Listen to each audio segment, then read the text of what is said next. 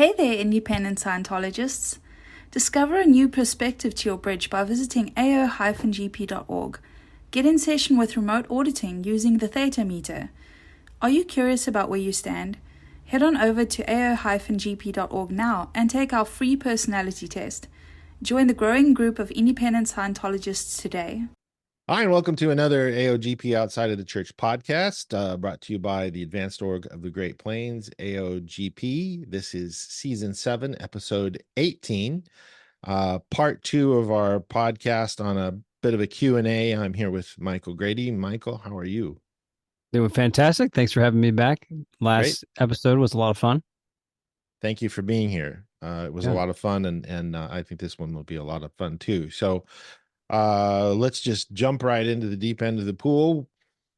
What questions do you have as a new independent Scientologist that I could answer and we can discuss? Right. Yeah. It really is an honor to be able to sit and ask questions and talk about these things with you. You're so experienced. You've been through, I guess, all of it, or beyond what I can even conceive. And there's a lot of free information online to get started and kind of satisfy some curiosity. Mm-hmm. But it really seems like you're not really going to progress much without someone to help guide you through this, right? Like I found some sites and things where it looks like you could get a partner and just like go through a lot of these things and try to go through the grades. But how much of a need do you think it really requires to have someone like yourself or a case supervisor to lead you through the grades and up to clear and so forth? Well, that's a great question. I think it bears noting that, the definition of the word Scientology is knowing how to know. And there are a tier of competency levels that are not part of Scientology, but should be, where the bottom of this pyramid is unconscious incompetency. You don't know what you don't know. So that's really, really, really important that people understand you don't know what you don't know. And when you run into people, YouTube, for example, recently, Facebook, Reddit, that sort of a thing, is they're not very, very, if at all, well-versed in the subject. They don't know anything about it. All they know is what negative things that they've heard, but they've never done anything. So it's one of those things where you really have to have the appropriate information, like the series of steps, the check sheet for a course. You have to be able to have self-discipline to clear your words. Above all else, know the 3 barriers to study, how to use a dictionary, and self-discipline, self-discipline, self-discipline. And you could probably do all right on your own, without doing courses on our online course room and that sort of a thing. We're not here to make money. We're here to deliver Scientology. It was intended to be delivered, and free beings. That's what we do. And it's my opinion that one would be a lot better off with a tour guide going through the Congo to tell you where the hippos and the crocodiles and, all of these other threats that jump out at you and might otherwise take you down or take you out. And there are a lot of them. And it's not something that is necessarily presented in the materials because it falls outside of it. That's the best way that I could describe it. Can it be done? Yes. Does it get done? Not very often. Right. People tend to give up. Yeah, I can imagine. I mean, it's quite a process from what I've looked at. I mean, I don't know yet for sure. And so you speak about unconscious incompetence. What where does that come into play? Because you have someone like yourself who's experienced, who knows the ins and out of this. And is it someone looking down and going through, okay, grade 0, first I'm going to go through, and is it that you have so much experience knowing about all these processes and what can go wrong, and they are not even going to know what to know about in those circumstances? Is that how you're saying it, or is it a different way? Well, I mean, you wouldn't know that something needed to be known. I mean, the technical dictionary that was written in 1975 is all we currently have. We have a project on the books to rewrite the technical dictionary using our AI platform to where these definitions are put in there. And then we have a sub project of a much more shallow gradient dictionary that's similar to an abridged dictionary, which we already have, that's modernized from the 1971 version. But the thing is that there are many, many, many definitions in auditing, especially, that one needs to know, that you only come across and become aware of with seasoned auditors, people who are professional auditors, because they've been there, they've gone through that territory, they know where the crocodiles and the hippos are, and these are particular pieces of information that you would not otherwise find on the materials in your check sheet, but you need to know. One of the biggest things is how to handle an e-meter, to recognize what an instant read on an e-meter is, and be able to call that every time it happens on the needle. And getting in session. I mean, the first time you take a PC in session, you're going to be scared shitless, because you got somebody in front of you that's expecting you to do something for them, and you need to know how to do it seamlessly, flawlessly, because you would want the same thing done for you. You don't want to feel like this guy's going to mess me up. That's right. A big part of that. And where that comes in is looking up your words on Student Hat, applying that data to the Pro TRs course, and doing the TRs. And that's where it all begins, is with the TRs, because like Hubbard says, metering and TRs are the only things that where you can go wrong as an auditor. And it is the sorest of points, It's almost non-existent now in the field where somebody does something on their own, because there's nobody left. There's nobody to refer to. I mean, all of my peers from the late 80s, none of them went into the independent field. There's a couple of them that are still in the church, but they're not auditing. I mean, that's why we're here, is to create auditors, because I'd like to have something to come back to. Right. And that's the thing, is that there's the devil is in the details, and it's not that it's complex, but it's such a vast and diverse subject that you have to have an understanding of this stuff. I still have realizations about my training in the 80s, and look at that and go, man, I was young and dumb. I didn't have all that information. And I run across stuff on our AI platform, and I'm like, where was this when I was doing my Class 6 course? Because it wasn't on the check sheet. And it explained something to me, and I have a realization, a cognition, an epiphany, whatever you want to call it. And I'm like, damn, I wish I'd known that 25 years ago. It's, so it's the little things that add up. And if you know how to be there and be comfortable on Pro TRs and handle any situation with communication alone, then you can add on the e-meter. Then once you've mastered the e-meter and you're completely comfortable with it, your basics are the most important thing. And that's what I got better than anything else, was training at the Flag Land Base in 88. I had my basics in so sharply, and I did hundreds and hundreds of e-meter drills, not just for myself, but with other people. And I actually learned more from drilling other people than I did doing the drills myself, because I saw where things went wrong, and I was like, oh, and I really dig training people. So that's something that stuck with me to this day. And it really helps to have a guide that can say, okay, hold up here. You see what's going on with this tone arm here, and it's way high. He's sitting across from you. You've cut his communication. And I'll say it, and the needle will fall on the e-meter. The charge comes off. It's an indication. Now the guy can get reads, and he's like, what? Yeah, here's the reference on this. It's not on the e-meter course. We just indicated the correct bypass charge, which was beefing up the guy's reactive mind because he was pissed off at you because you kept cutting his communication. And right there, the student goes, damn, I'll remember that forever, because that's, yeah. And you just, you don't get that when you're training by yourself. Yeah. TLDR, yeah, you need somebody to help you with it. That's my opinion. Wow. Okay. That makes a lot of sense. Yeah. Well, next question I have is on the bridge to total freedom, there's a couple main uh, goals to get, which is, of course, the level clear, mest clear. And then the one before that, there's a level of release. Could you describe what the difference is between release and clear? Sure.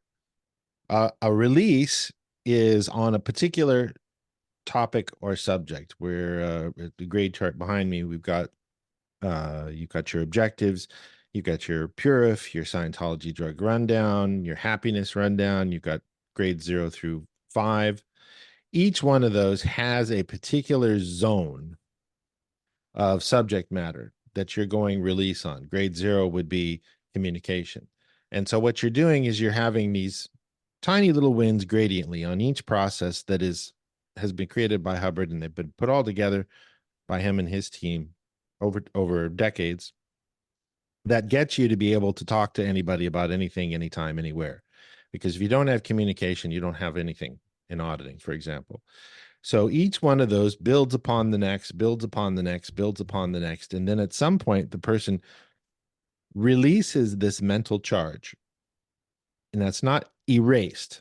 And we'll get to that in a second. It's released. It's keyed out. It's gone away from the person. They don't have any more compunction about talking to an auditor, their girlfriend or their boss, or, the IRS, or, the FBI or whatever. They'll be able to communicate about anything, anytime, anywhere, on any subject. That is a release on that particular subject. And would that mean like the person still has an engram from a past life, but now there's no secondary or lock in this life on that same track? Yeah, so they still have in their field, but no present life thing still.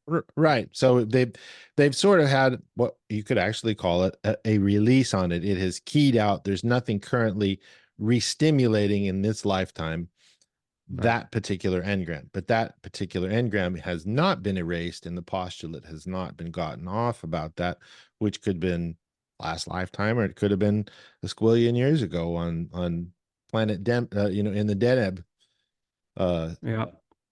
area or something like that. I mean, it could be anywhere.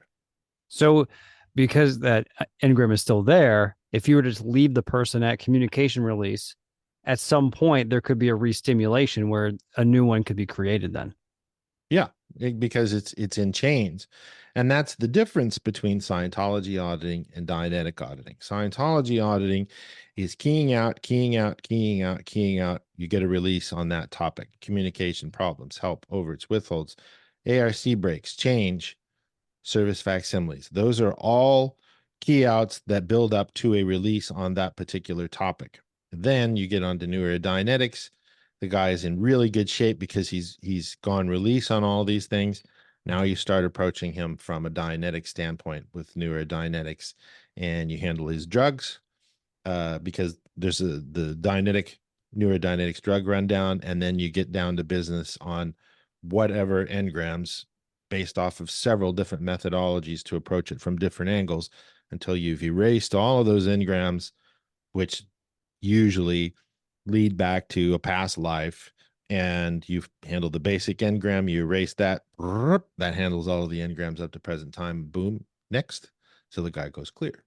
So you're keying them out, keying them out, keying them out, erase, erase, erase, clear. So if you key out a secondary or a lock or an engram in this lifetime, is it then harder to then find that engram because there's no more charge to locate it? No, the engram is still there. You've just taken some of the charge off of it so that it's more real for the person. It would almost be unfair to handle a series of locks and secondaries and not handle the engram, because that's, basically you're violating the auditor's code. If there's something on deck, handle it, erase it, end cycle on the whole thing. Complete that cycle of action, start, change, stop. Now, that's not to say that doesn't happen, or that it could happen, but you don't want to leave something partially destimulated, but yet still restimulated. Right. Even if it's not this lifetime, because it's still going to be in restimulation and something might pop up. So the way auditing works is handle the work as it comes to you, and you get everything to a point to where you've either keyed it out, released it better, erased it as from a Dianetic standpoint, to where it's no longer on the hard drive of the reactive mind, so to speak. Yeah.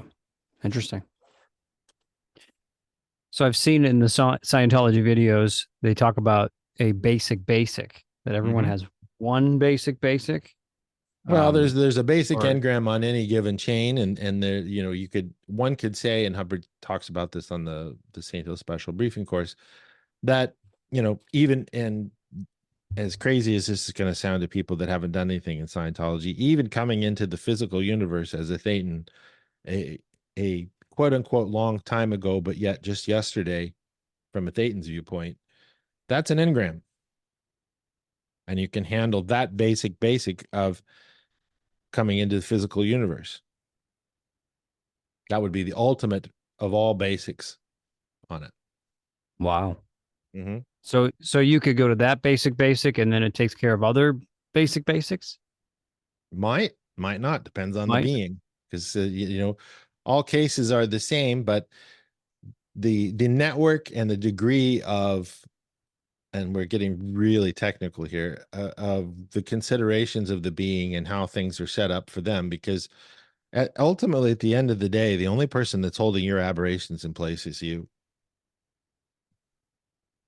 But getting somebody to front up to that is not something you can do, and that's why you have the grade chart. Take charge off, so on and so forth, to where their awareness becomes higher, their ability comes higher, their confront especially comes higher, to where they can now look at these things. Because, if you told somebody, like we talked about last time, you told somebody, look, that car accident, you caused it.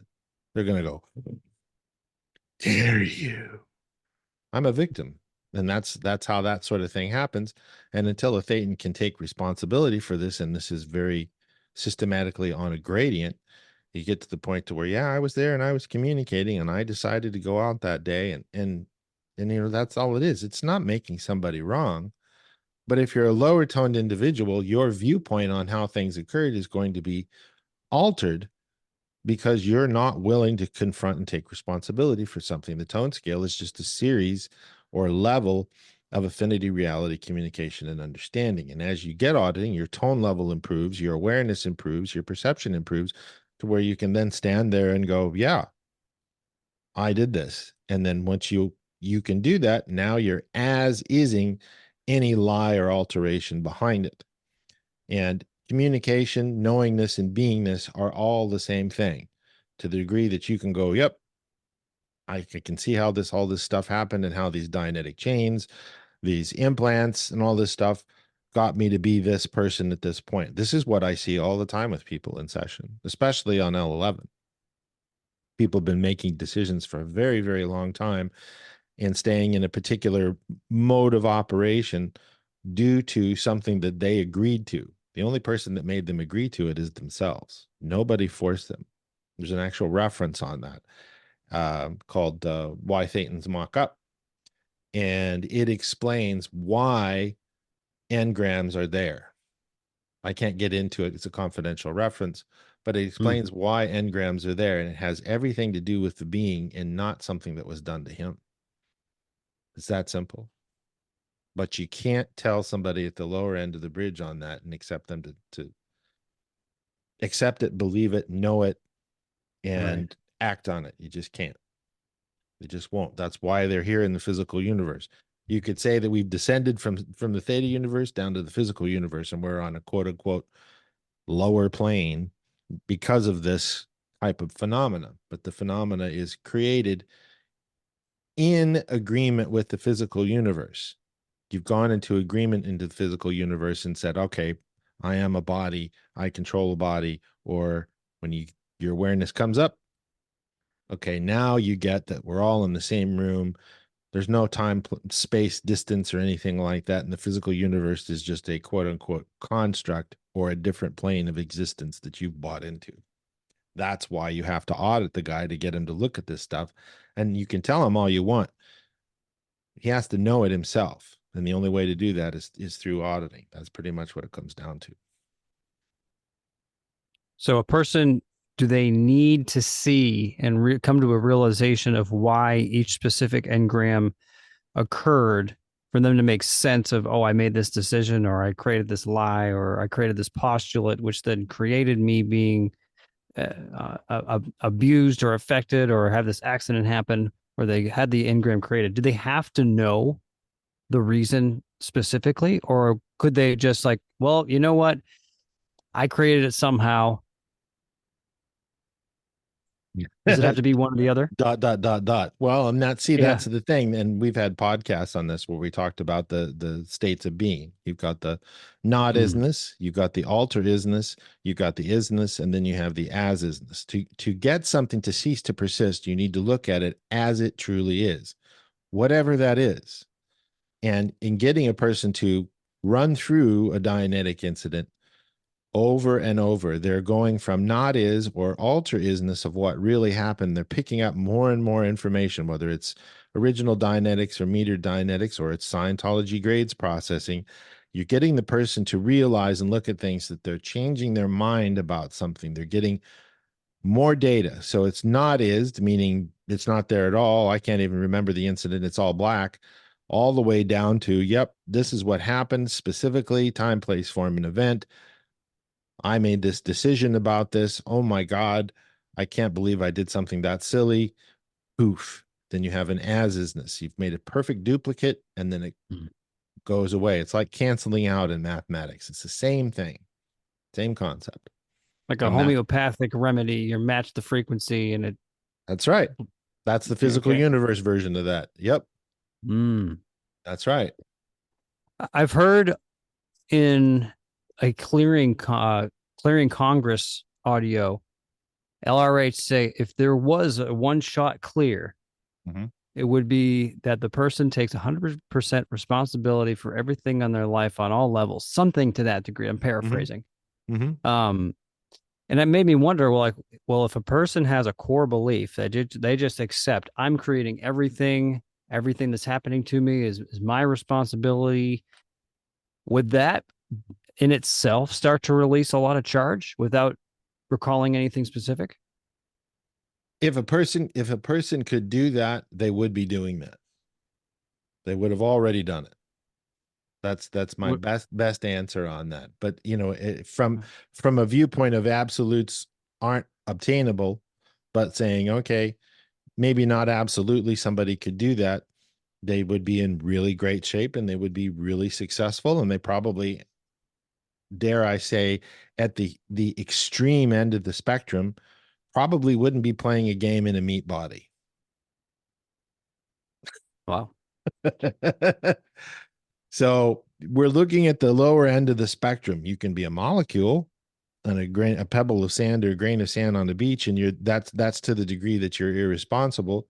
Or you could go, yeah, I don't really need to play a game in a meat body. There are lots of other things I'd like to do, and sometimes I just want to observe these other people. Or you would have no interest in it, and there are lots of other universes and lots of other things to do that are completely different and outside of our, if you'll excuse me saying this, our comprehension, because we are at a certain tier and you're not aware of the tiers above you until you get there. That's what this whole thing is about, is raising awareness, raising responsibility of awareness. And responsibility also comes down to, if you can't help other people, other beings, you won't be there long.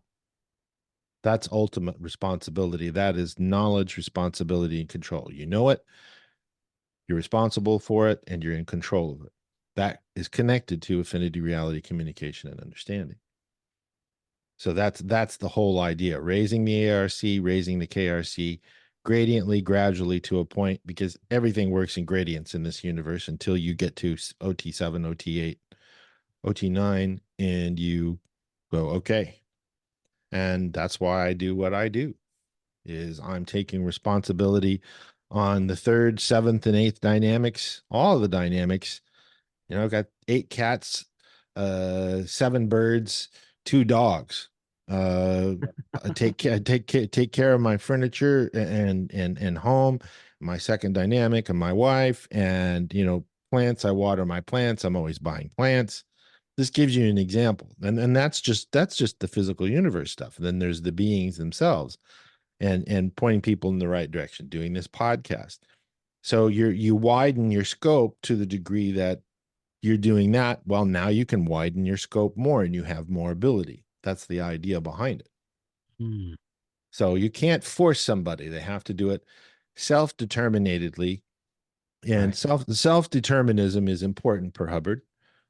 Pan-determinism is more important. That is where you get serenity of beingness on the tone scale. When you can look at something and go, okay, that person, they're not ready for it. They did a couple steps on their check sheet and they left. I'm not going to go chase after them, because I made them aware of that information, need to look up their words. They got something going on. Okay, this guy, he's sending me emails every day. He's letting me know what wins he had, disagreements he had with the materials. If any questions, that guy, I'm going to help. That is the definition of responsibility per Hubbard. It's not only just doing something, sometimes it's doing nothing. So it's everybody's personal, to not sound airy-fairy, but it's everybody's personal journey. And if I do my job, we do our jobs, and we give them this information, and they have these realizations about it by using it and going, hey, this is valid. I'm seeing improvements in my life consistently, moment by moment, day by day. That's what we're shooting for. And if I do enough of that with enough people, then it expands, and it's that pay it forward sort of a thing. So that's what any being should be doing. I'm not saying that this is the most noble of all noble causes, but it's a pretty damn good one. Absolutely. Yeah. Okay. I had one question here. It kind of veers off, but it's kind of on topic too. All of the elements of the engram, and I think you kind of went over this, but I've read things on something called the circuitry and the circuits. Mm-hmm. And of course, we have locks and secondaries and engrams, the basics. I guess I'm trying to just wrap my head around what these things are and how they are, and like, okay, inturbulated theta, right? Mm-hmm. And I get a visualization of, okay, you have a spirit, almost like an aura or something. There's some kind of energy, and while that energy is focused in your body, and you have a moment of pain, you're contracting energy. It's mangling in something with physical reality, and then after it comes out of your awareness and you switch to a different mood or something, it still is in this contracted state, and then things just keep piling on top of it or something, with secondaries and then locks. And I'm just trying to understand what it is. Well, I'll give you a super simple example of what a circuit is. You know what an earworm is? You can't get a song out of your head. Okay. Yeah. That's an example of a circuit. Okay. You put your pants on your right leg or your left leg before you do the other. That's a circuit. Like a habit? Well, it's like a habit. Now here's where it gets interesting. Another circuit, and the primary circuit is that you've decided that you have to record and act off of things in the physical universe when you are not of the physical universe. You're constantly recording 54 perceptions at any given time. And some of those things you don't have control of, which is what makes up the reactive mind. And the other part is the analytical mind, or you, the Thetan, have control of. And you get into situations where you habitually do things a certain way. Now, maybe they're unaberative, maybe they're aberative. They're both circuits. It doesn't mean that a circuit is bad. You can set up a positive circuit to sit down and do your to-do list, like I have here every day with all of my things that I need to do. And I have a circuit set up that I go to this and I do my study, my chats that I need to answer, my personality tests, emails, morning sessions, podcast, afternoon sessions, the AI platform, and my evening sessions. And I got this circuit that I tick it off as I do it. And that way there's some sort of physical validation, and the reason why I'm bringing this up, there's some sort of physical validation that it has been done because you're convinced you are in a body and that you have to work through the physical universe, symbolizing this of the physical universe. Whereas as you go up the grade chart and you get significant auditing, you start to be aware of knowing, which is the top of the scale. You just know what's going on, what's going to happen. You can predict it. I'll know on any given day 2 people are going to contact me about services. I'll know on any given day, sometimes 3 days in advance, that there's some interesting, possibly cataclysmic thing that's going to happen in advance because I'm out in front of the physical universe. And it always feels like it's a lot worse than it really is, but there's this little something going on there. And I don't know what it is, but I know it's coming. And that's a circuit that I have set up as a Thetan on the upper end of the bridge that tells me, okay, be careful, something's coming. And I hope at some point in time to have complete clarity on that. But a Thetan can set up a circuit for anything. If you look at me being a drummer, you set up circuits to where you can keep the beat with your right foot and your left foot different, and you can syncopate them. You can have limb independency where you're playing different rhythms on all 4 limbs. Those are circuits for the body, but the being sets the body up to do that. You train the body. And if you don't use it, as you know, as a musician yourself, you lose it. The body forgets and you have to retrain it again. If it's 10 years or 20 years or 30 years, you might lose it all, but you got to stay on top of that in the physical universe. As a Thetan, you don't really need circuits that much. So it's something that the Thetan is in charge of and creates either unwittingly or wittingly, preferably wittingly. You know, I need to let the dogs out first thing. Otherwise you might have something to clean up. I have to open the door for the cats so the cats can get out and everything, because I might have something to clean up because they go outside to go to the bathroom and there's no kitty litter box in the house. So, these are things that you create and you mock up in the physical universe. And you can do this in the theta universe as well. And without getting into the really spectacular, oh, come on, band, there's a lot more you can do on that in a positive sense as well. But it's the Thetan that's creating that stuff. And so sometimes to get clearings, you have to get rid of some of those circuitries because they're counteractive to your survival. Yeah, LRH calls those now I'm supposed to's. And those yeah. So Dad, whenever something caught him off guard, would yell at me and my brothers and sisters. I'm just using this as an example. I don't have any brothers and sisters, but okay. Dad would, whenever there was something startling, he would yell at all of us and put the blame on us. That's a now I'm supposed to. Where did Dad get that? Well, he probably got it from somebody else's valence that he found was successful in survival, and that's a circuit. So you handle that valence, you handle those circuits. Now you're dealing with the being in a much purer basic form where they're not being somebody else, they're being themselves, and they're not using other people's solutions to problems. They can formulate their own analytical solutions to problems. This is what engrams and valences consist of. But valences are different from engrams, and they're just as insidious, if not more insidious than engrams. And he mentions them in Dianetics loosely, but he gets into that a lot more in the next 5 years after the publication of Dianetics.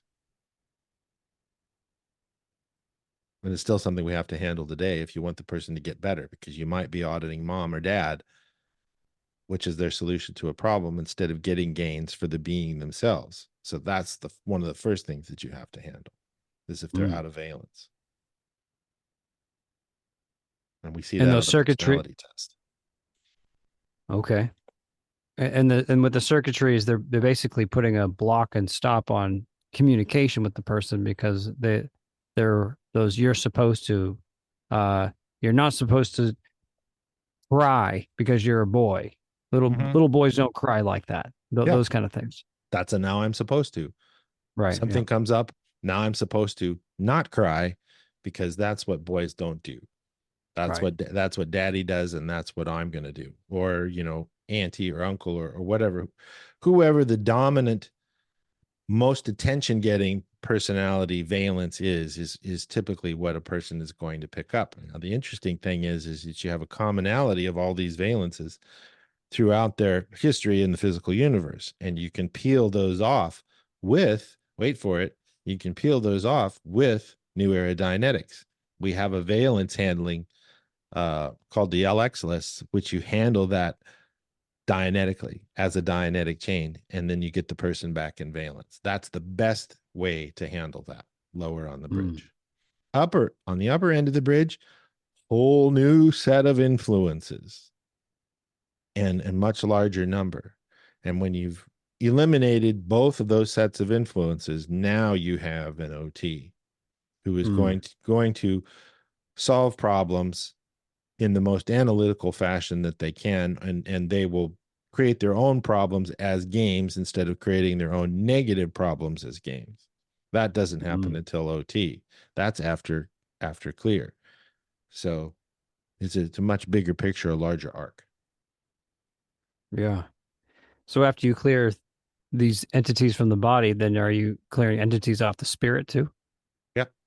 Yeah. It'd be like going through the house and hermetically cleaning the whole place and turning it into a hard drive factory, basically, as a being. You're expelling all of these influences that are preventing you from perceiving, preventing you from knowing, preventing you from postulating, preventing you from having intention. And it isn't something that anybody would be aware of. I have an ongoing conversation on YouTube about this person that's never done anything in Scientology, but yet thinks they know it all, and that Scientology is a complete bunch of bullshit. But the thing is they're not aware of the gains that can be had even in the beginning. So why would you do that without at least finding out for yourself and just going, oh, well, it's all laughable? Well, you know, I mean, it's no different than saying, okay, and I'm not going to be apologetic about this, but it's no different than saying there's a man in the sky with a white beard that knows all and sees all and works in mysterious ways and causes everything that happens to you. You just have to accept it and ask if he can help you out in situations where you need help because you made a bad decision. How is that any different? Two people in a garden with a snake, and the snake talks to them and they have an apple, and then shit gets weird. It's not any different than the OT3 data. Are you kidding me? It's not. But see, that's the thing, is these are circuits that people have developed because this is what mommy and daddy, grandma and grandpa, auntie and uncle told them, and they accepted it as truth. They didn't accept it as something that they looked into until they get older. And some people, you know, they're born Catholics and turn into atheists, or turn into Buddhists, or turn into RLDSers or whatever. But the thing is that there's false data everywhere, and you have to look for yourself. And that's what Scientology and Dianetics do, is they give you the ability to look into this stuff yourself and make your own conclusions instead of just taking the gospel from somebody that fed you when you were in a high chair. Yeah. Now, look at that on a grander scale in the history of planet Earth, which is a lot longer than people think. In the history of this universe, this shit's been going on a long time. And you've been fed a lot of stuff that isn't factual, that's made you make decisions you wouldn't have otherwise made because you took incorrect information as gospel, so to speak. This is why we end up here on this big, beautiful blue rock. How we got here. Wow. And so programs like that, do they play from past lives into this life as well? Sure. Circuitry. Sure. Because what's happening is it to really dumb it down and simplify it is that, like Hubbard says, life is everywhere, and life is going to counter life. That's why you have a cheetah chasing a gazelle. The gazelle's trying to survive, so is the cheetah.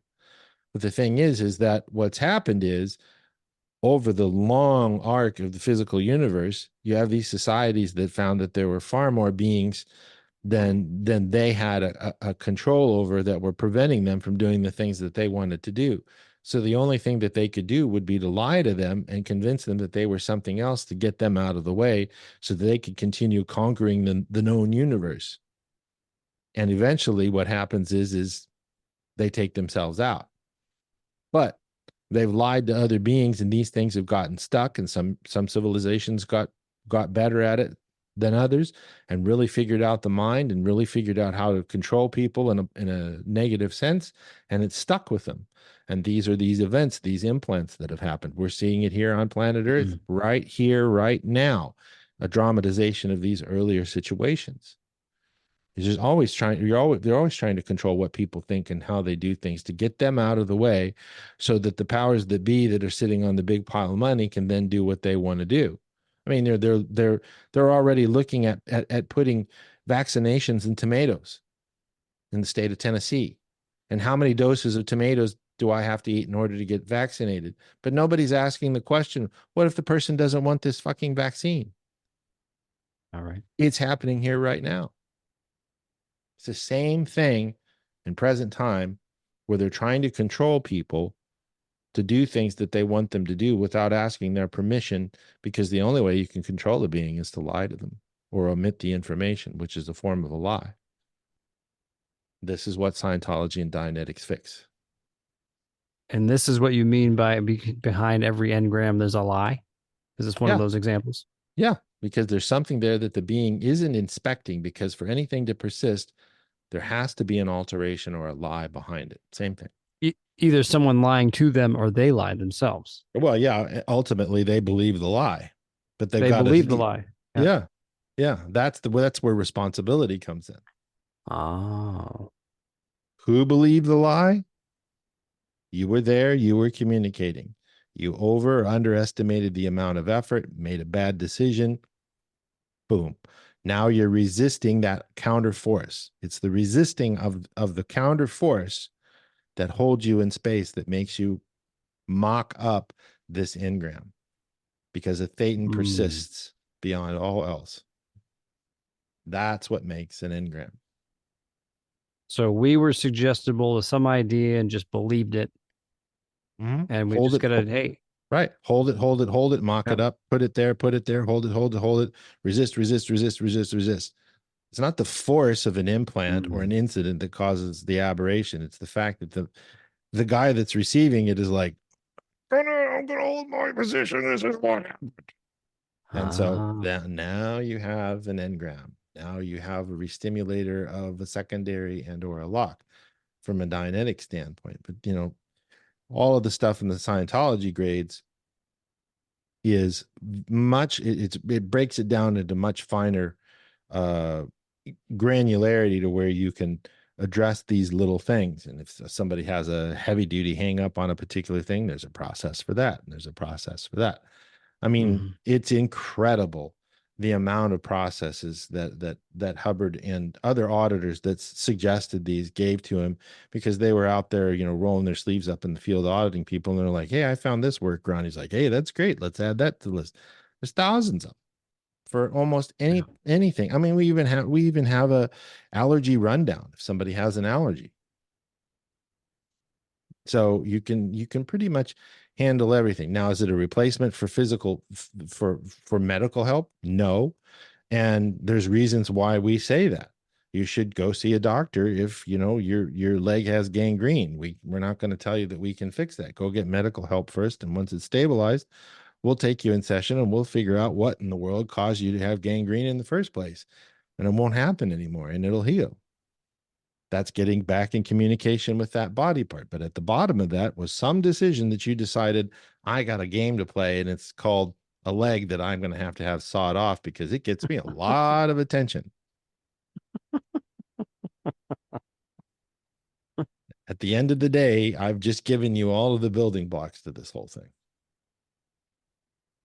It's that simple, but it's made complex with lies behind it. And that's why these things persist.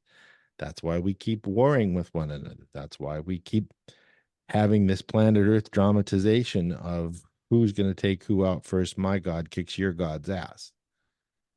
Right. And religion is a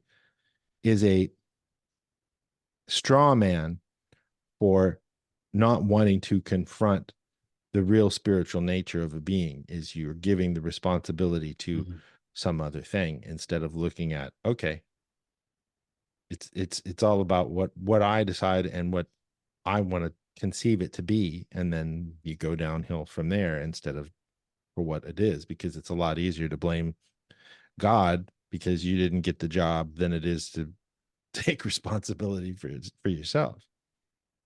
So Right. it depends on your tone level as to what you can accept, and that's what this is all about. Confront. It's almost as if the powers that be know a lot of, or a good amount about this, and they're using it all pretty much all against us. Yeah, that's so black you're not taking Dianetics and black responsibility. Scientology. Yeah, right. You're not taking responsibility for it because you're a lot easier to control. You know, that's why TV programs are called TV programs. Get it? You know, that's what it is they're programming you. This is what you're supposed to do. Now I'm supposed to do this. Why do you think reality TV shows are so popular? Is because it's like, well, yeah, I would do the same thing. She should have left his fucking ass, you know, and all this stuff. And so now I'm supposed to. These are put into place. It's like, yeah, this is just how it is. You have agreement. Thetans agree on it. The insanity continues and the circus goes on. That's what they're doing. Mm-hmm. Movies are the same way. I mean, you know, you can, and there's tons of stuff, even on YouTube, and there's tons of stuff from things that have been banned from YouTube, where people that make movies say, well, you know, some guy came into the office at Warner Brothers and said, no, I want you to add this, or we're not going to greenlight the project. Because they're dropping these things to program people into these things. I mean, you just look at what movies used to be and what they are now, for example. I mean, very rarely are there any good movies that come out because they've been so dumbed down to not educate people on things. I'm surprised The Matrix ever got greenlit. Right. For example, you know, the recent movie about the pedophilia and stuff in Ukraine during going on with the war and everything like that, and what what's his name from Mel Gibson and the stuff that he's done. You know, he might be a bit of a loose cannon when it comes to Jews, but man, that guy's got some confront, and he's got a serious set of balls on him. He is not afraid of anybody, and I really admire that he's willing to do the things that he does, and he makes movies on his terms. That's an OT. Right. That's an OT.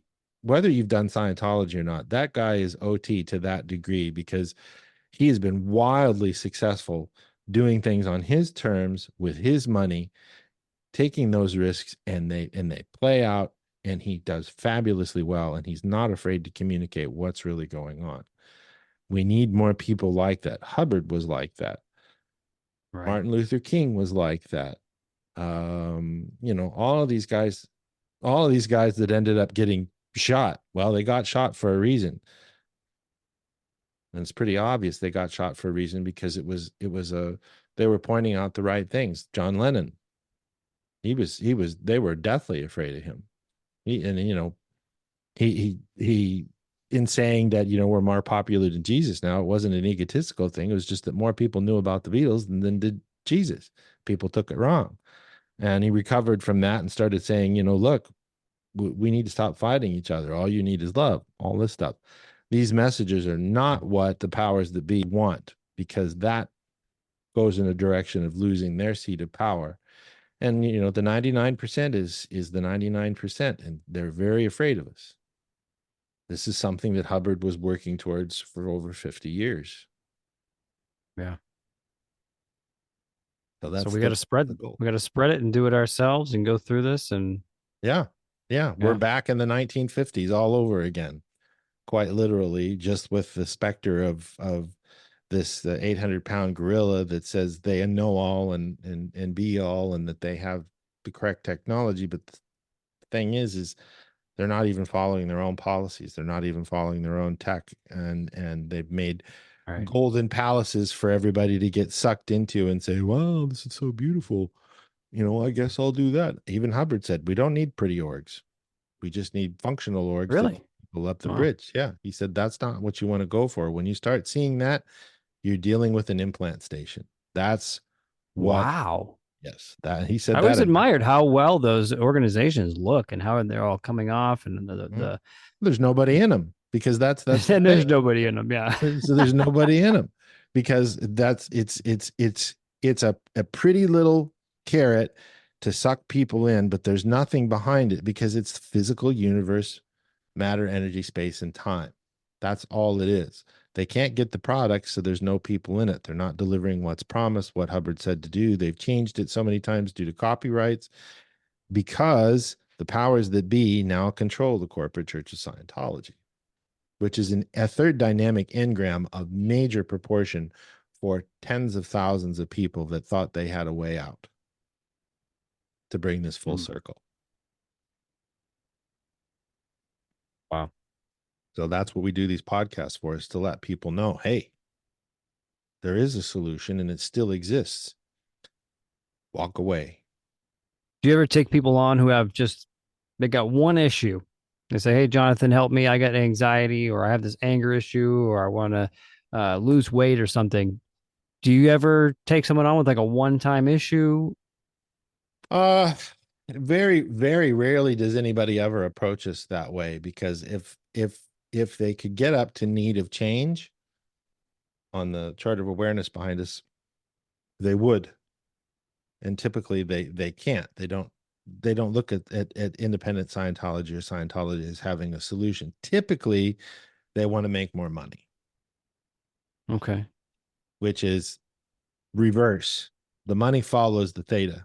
The money follows taking responsibility for things and clearing out your own stuff, and then money will follow. That's how it works. You don't do Scientology to make money. But very rarely do we have somebody come to us that wants to handle, I'd say anxiety is probably, for lack of a better term, outside of Scientology, PTSD would probably be the top thing, is they've got engrams that are really, really making them unhappy.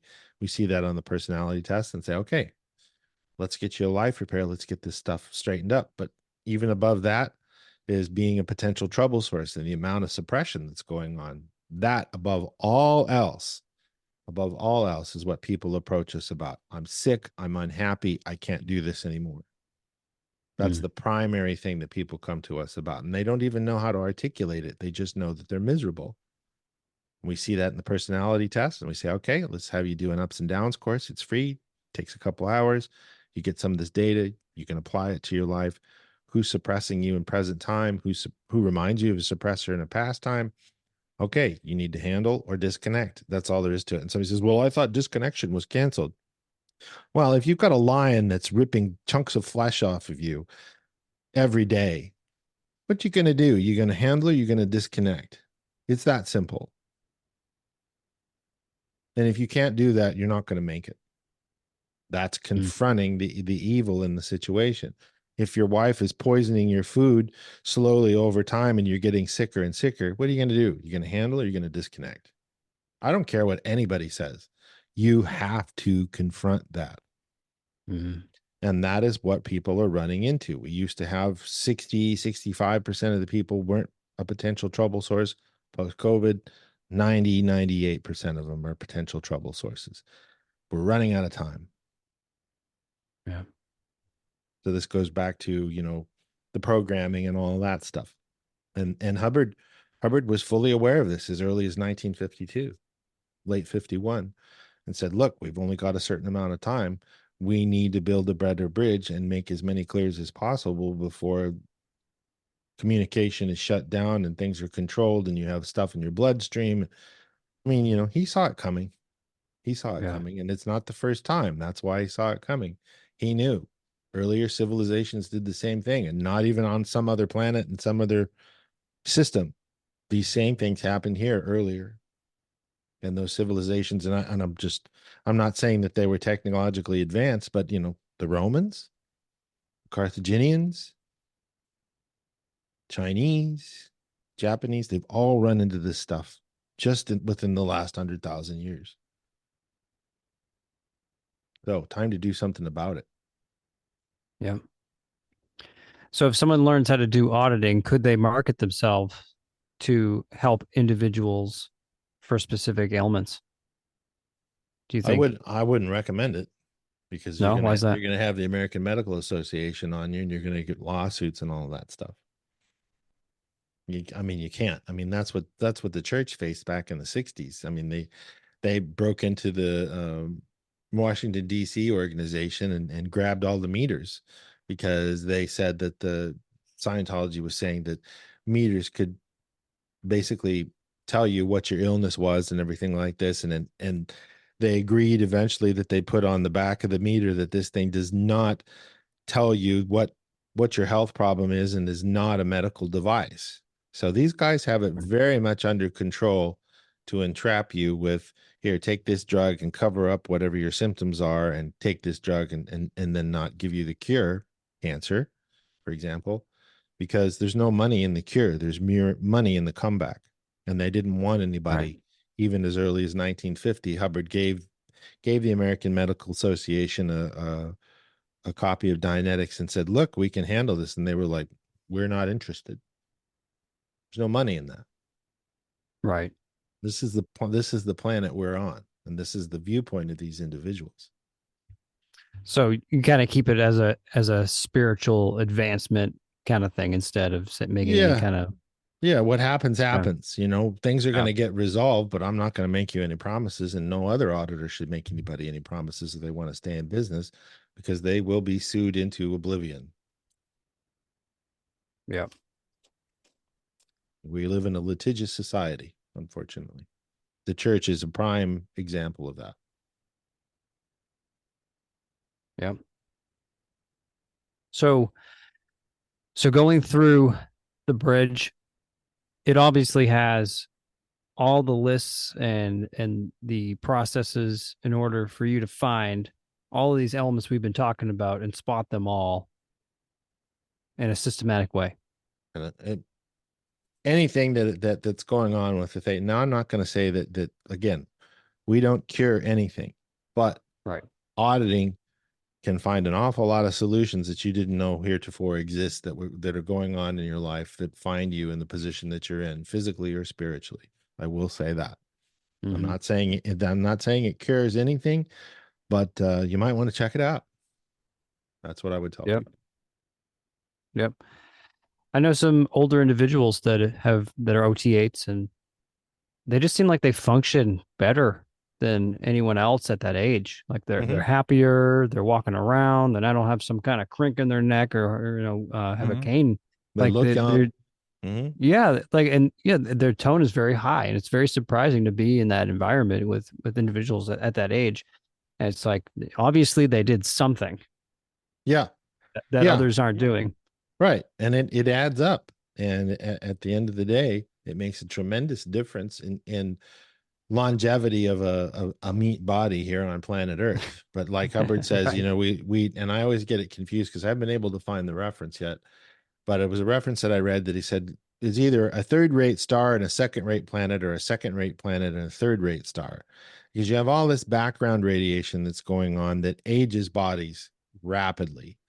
These bodies are designed to, in a perfect condition as far as radiation goes, these bodies should last somewhere between 350 and 500 years, Earth years. Right.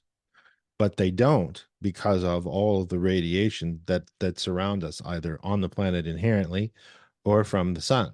And there's a reason for that, why this planet was picked as a prison planet, because before you even get out of being a toddler by 75 years old, well, guess what? Time to get a new body, start over. And so this cycle repeats and repeats and repeats and repeats, and you can't apply what you've learned because the body's aging at such an increased rate. The longevity is reduced by 3/4. So that's part of the system as well. Is that the basis of the book? It's all about radiation? Yeah, that's part of it. That's part of it. The church doesn't even publish that anymore. We have a copy on our website for people, but the church doesn't even publish it anymore. And that's a great question to ask yourself. Why don't they publish that anymore? Same as Mission into Time. They don't publish that one anymore. They don't publish Have You Lived Before This Life? Another great question. Why don't they publish it anymore? That's what Hubbard wanted. So, well, I had a question about the past lives. Have you ever run into yourself or individuals going through situations where you've come across people you know in this life in other Oh, lives? And does yeah. that matter? Yeah, consistently. I have a turn of phrase is that thetans of a feather stick together inexplicably. Okay.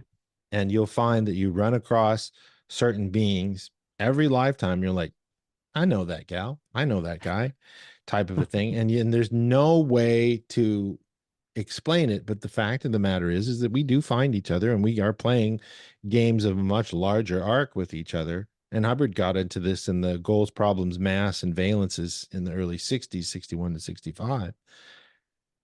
This is the fact, is that you can find other people and you can play those games, whether it's a second dynamic in a relationship or a third dynamic or an enemy, an opposing terminal. Yeah, you'll find each other. They're all around. I remember when I went into I was on staff at the Oregon, Kansas City. Andy Bagley was the director of special affairs there. He was LRH's first communicator back in the early 50s, and he would go down to the corner store and get LRH's Camel cigarettes. He smoked Camels, then he smoked Cools later on.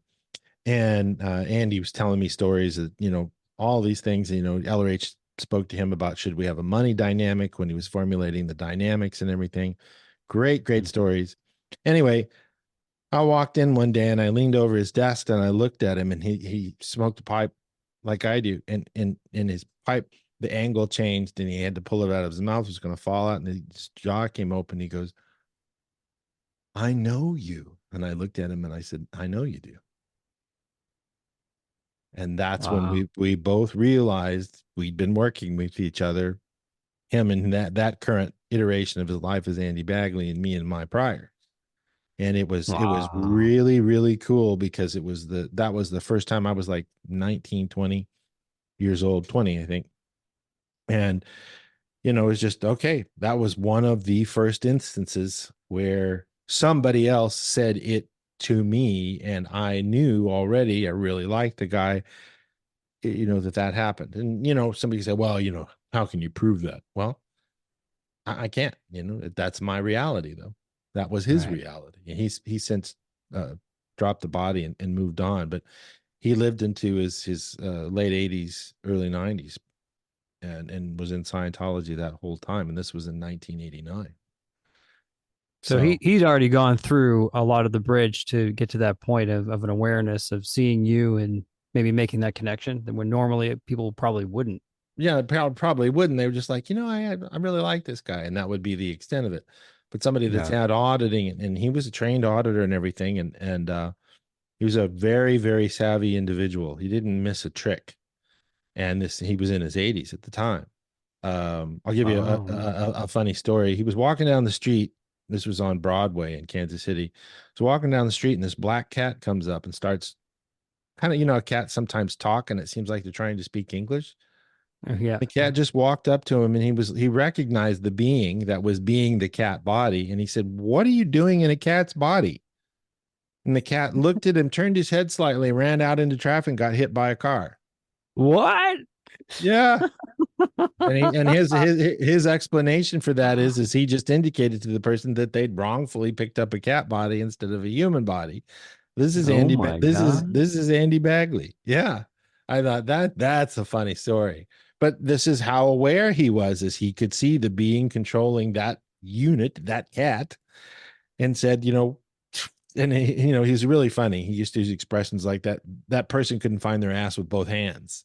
I always thought that was a great expression.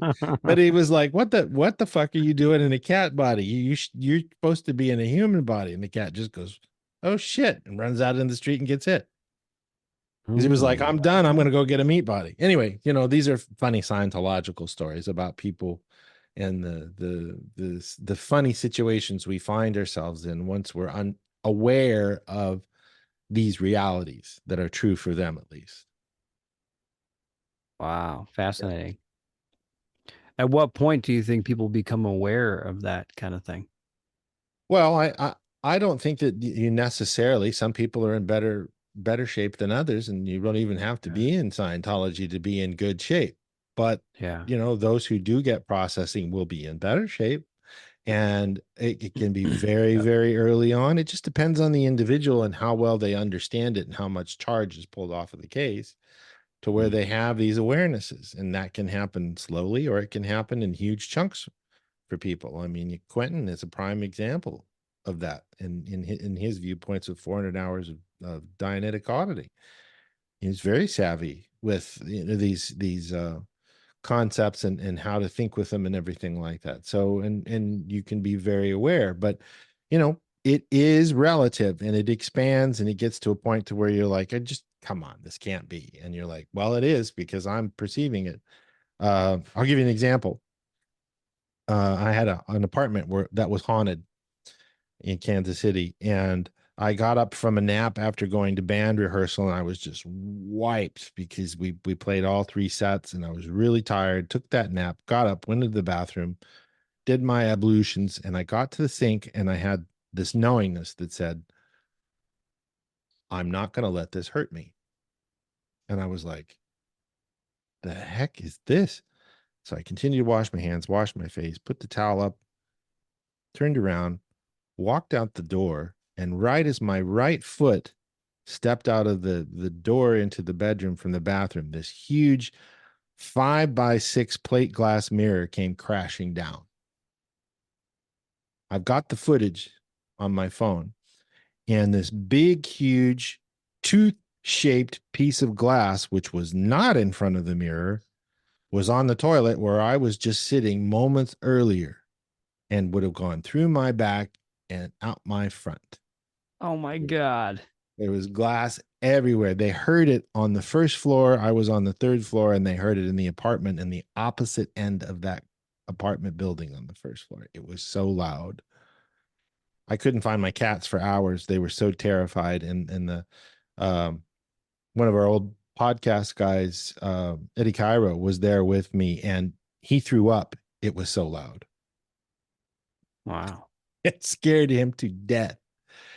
So why it happened, I'm not going to get into. I suspect it had something to do with what was going on with the hauntings and their voices and all that stuff. But I was aware something was going to happen just before it did.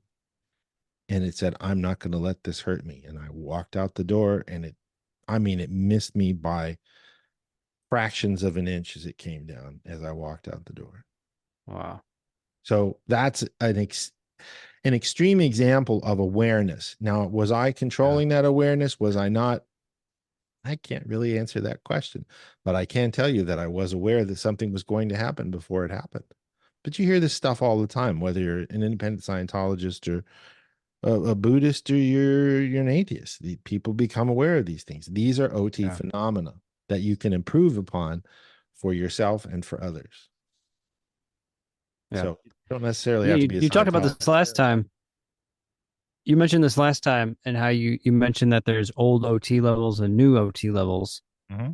And so in your program, do you allow or do you show people both of them? I highly recommend I highly recommend to give people the option to do the original OT levels. One of the other independent organizations suggests that they do them after OT7. I disagree. I think that it is an incredible validation to do original OT 4, 5, 6. Original OT7 is a conditional thing, but 4, 5, and 6 are fabulous to give a person after OT3 an example of what their abilities really are that you might not find out yourself. It's just tremendous, the gains to be had on it. And it's all positive gain. You're not pulling stuff out of the case. You're demonstrating to them what they can do and be at cause over things. And I highly, highly recommend it. It's incredibly fun and incredibly validating, and that you can do all of these things and you don't consider yourself part of the physical universe, but you can play in and amongst and with the physical universe as an operating or pre-operating Thetan, because you're actually OT after new OT7 per LRH. These abilities that you have, which are, just wow. When I did it, my girlfriend at the time was doing a process, and I was walking back to the house where the services were being delivered, and She had her glasses on, and as I was walking over the railroad tracks, she couldn't recognize who I was as I was walking over the railroad tracks. And this wasn't very far. This was maybe 30 yards. She said I looked like somebody completely different while I was doing this process. It wasn't me. That's what she was seeing while I was on original OT5. And I'm just saying this is a phenomena. I'm not saying this is a goal. I'm just saying this is something that happened. And she said, right. I didn't see you. You were somebody else. You look like somebody else completely. I couldn't recognize you at 30 yards away. Wow. So there's some stuff going on there, and it's good stuff that you're clearing a lot of things up. And so I cannot impress upon anybody more that they should do those after OT3, because they're really something else. And you're getting gains from it, and it's putting you in a much better position than you would be otherwise if you didn't do them. Why LRH moved them, if he moved them, I don't know. I'm stunned. And then they put the new OT level 4, 5, and 6, and 7 in place. But I think everybody should do both, to be perfectly honest. Do both. Wow. So technically it could be OT. There could be more OT levels than there are. Just call them old and new. Yeah, that's what we do. Is you say original OT4, new OT4, original OT5, new OT5, and it gives you a lot more latitude when you get on the new OT levels, in my opinion and estimation. Wow, super cool. Another question: does going through Scientology release DNA blocks and programs? Wouldn't surprise me. I can't prove or disprove that. It wouldn't surprise me, because but there's nothing that's focused on that. No, I would imagine just doing it in the first place would be shifting the DNA level, vibration, but nothing is specifically focused on. Yeah, I mean, there are a tremendous amount of physical influences that are handled on the upper OT levels that would impinge upon not only the body as far as like a muscular or skeletal level, but I think would impinge upon something as flimsy, if you'll excuse the expression, DNA. Because a Thetan can control electrons, and you can literally have a ghost in the machine. As far as electronics go, it's easy for a disembodied being to control electronics. And if you watch any of the ghost hunting shows, they'll pull energy from the batteries in order to influence the physical universe with that energy. So holy cow. Yeah. So wow. Then you could find that on ghost hunters on cable TV. I mean, it's all over the place, the phenomena that they're running into that just go, LRH said that, LRH said that, LRH said that. 30 years prior to this, 40 years prior to this TV show, these phenomena are coming out. You can also find where Theta, the being, has impinged upon a physical space, objects in that space. And they're finding that there are, because of this data that is impinged upon this space, and this holds true for DNA as well, I would think, because it's a physical thing. They're holding these physical objects in these spaces are holding engrammic incidences in their makeup, and they are triggering. I didn't quite understand this. Well, let's say there's a murder in the space. Okay. There's some engrammic incident there where there's a lot of force, a lot of intention, a lot of interpolated data.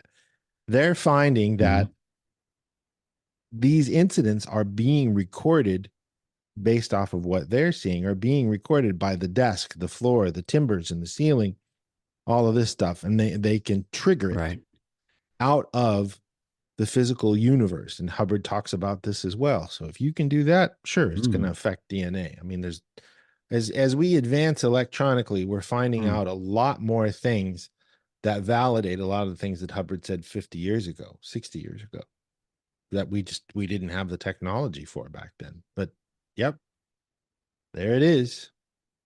And it's interesting to see that sort of a thing. So yeah, that's one of the primary things about the upper OT levels, is you're trying to get rid of all of these influences that are affecting the body, that are not you, that are affecting the body.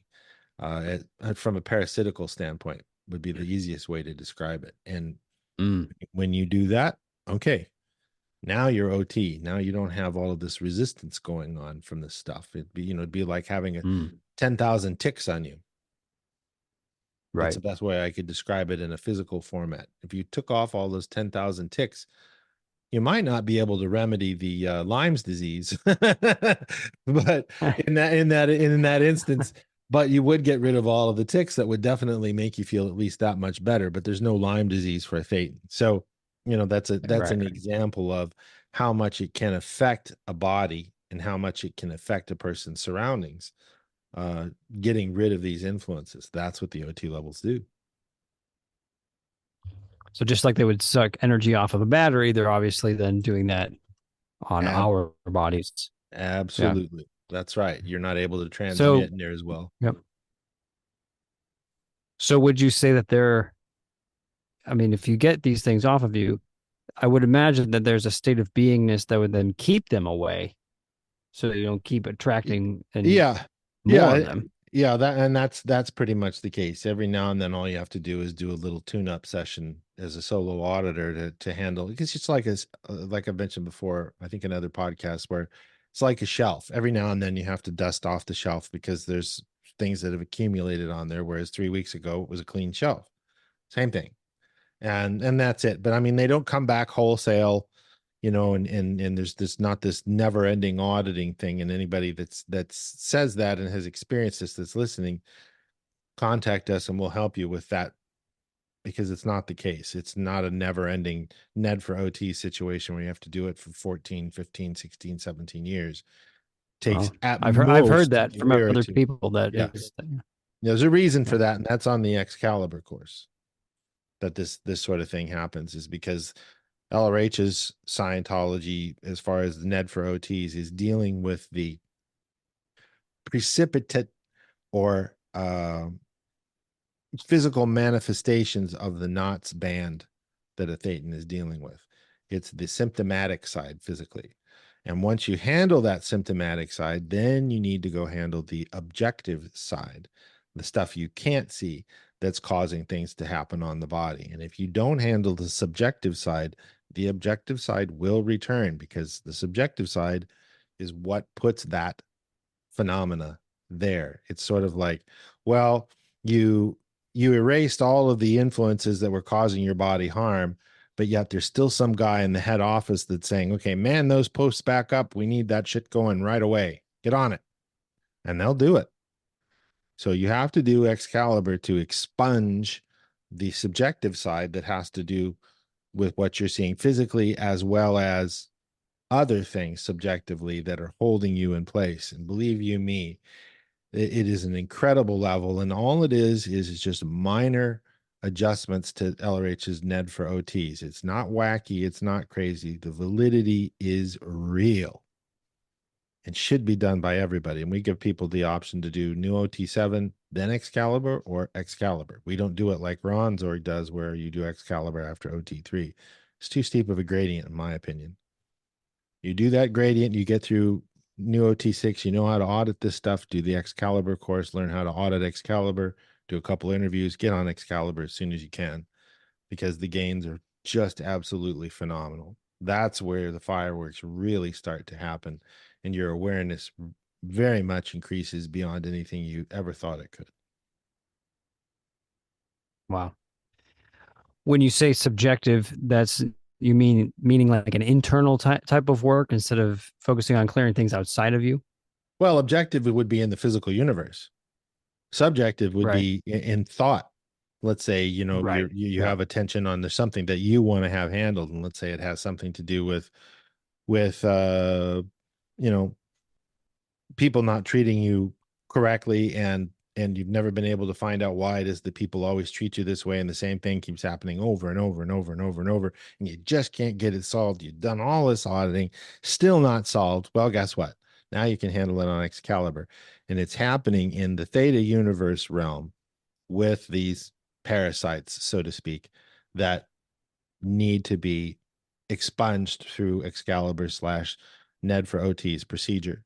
And when you do that, you're dealing with stuff from a very long time ago. Time doesn't really have any influence on it, but it's the stuff you've been dealing with for a very long time in the physical universe and subjectively in the theta universe as a spirit or a being. You handle that, it's a whole new ball game. And this is so is that kind of like you're dealing with an engram at some kind of different dimension? You're not dealing with your engrams. Let me put it that way. Okay. But you're dealing with the influence of something else's. I can't say that. All of this material, by the way, I'm not breaking any rules here, confidentiality. You can go back to the Milestone 1 lectures on our SoundCloud account, and you can have LRA to tell you about this stuff. He was talking about entities as early as 1950 in Dianetics, literally. Wow. Okay, and Milestone 1 improves upon that because now they had the original e-meter to verify this stuff. So that data from 1950, 1951, 52 ended up culminating in the OT levels once he had a much better rear view mirrors perspective on the whole thing. And it is factual, and it influences everything and everyone on this planet tremendously until handled, and has been for trillinia, because the universe is full of life. Yeah. The universe is teeming with life. So I can imagine maybe someone listening, or even myself, like, well, I want to be able to clear these entities now. But I would imagine that going through the proper procedure in the proper way of clearing your reactive mind first, and then going through the order probably is the most efficient, where it actually lasts, instead of, I mean, if you were trying to clear entities now, they would probably come back to you because you still have the negative vibration and the weight open to your it's a gradient approach. Yeah, you got to do it on a gradient approach. Everything operates off of a gradient approach, and because you're dealing with things that deem themselves to be a physical universe thing, which they aren't, but they have themselves convinced, it ain't gonna last. Hubbard was exteriorizing people, and then that was the goal up until late 1954, was exteriorize people, and that was the solution. But then he found they wouldn't stay exteriorized for a long period of time. They'd go back into the body, back into their head, and then they'd be crazy again. Or, at least aberrated, if not crazy. And so that wasn't a long-term solution. He could do it. He could say, be 3 feet back your head. And if done with enough certainty with the person, and the person was at least up to that, they could do that. But as time went on, civilization was starting to go downhill rapidly because of education, because of drugs, because of street drugs, on and on and on. We found that, well, okay, we got to undercut it. We got to undercut it. We got to undercut it. And this just kept going on from the early 60s all the way until the early 80s. So that's why you have to do it on a gradient, because if you do it on a gradient, it's much more stable and lasts, and then you can do something with it. You can exteriorize anybody for the most part with a couple simple processes or a simple process, but they won't stay exteriorized for long. As an example. Yeah. I had someone who wanted to ask the question about, what does marijuana do and how does it affect the auditing? I said, obviously there's the drug rundowns on multiple levels and ways.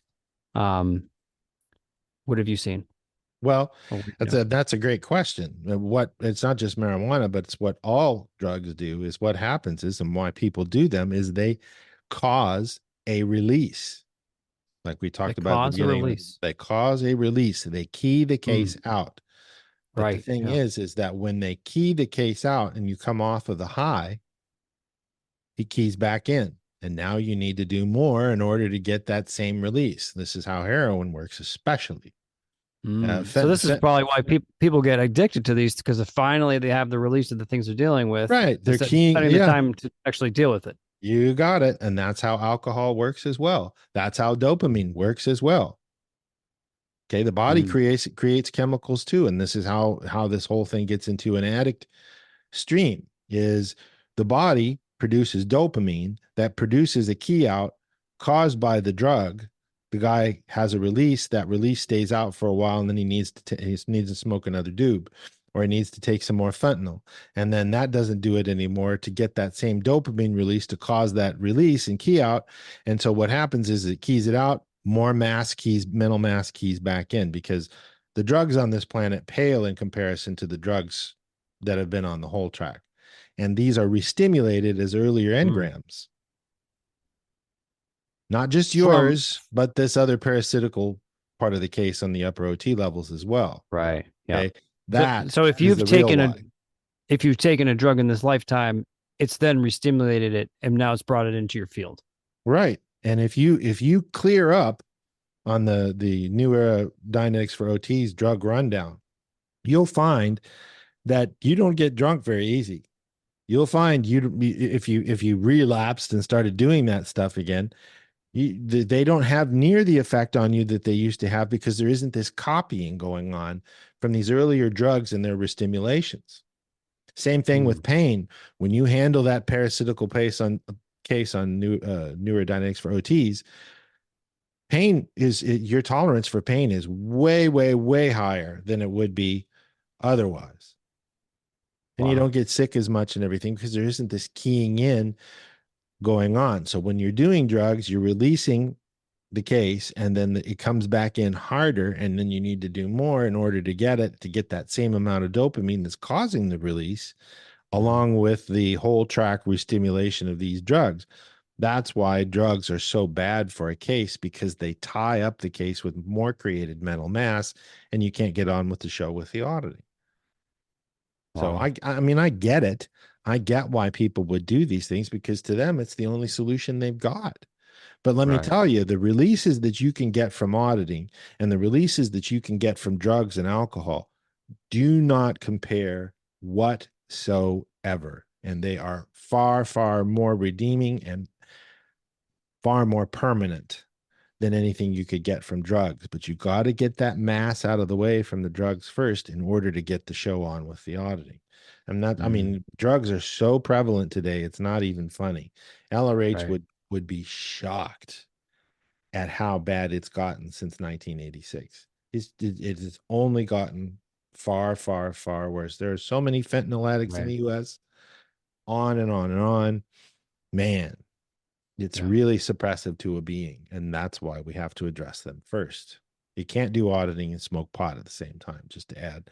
You just can't. You can't do auditing and do any drugs or any alcohol, because you're not going to be able to get on with the show. It's just going to stay stagnant, and you're going to be handling that mental mass that's going on with the person. So somebody's doing drugs and they say, I want to get a life repair.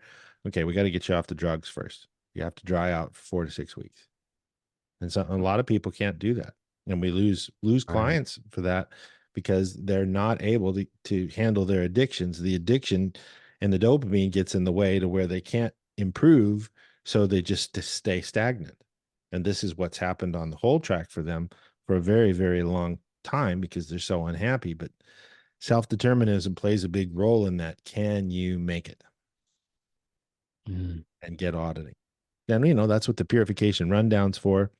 That's what Scientology drug rundown's for.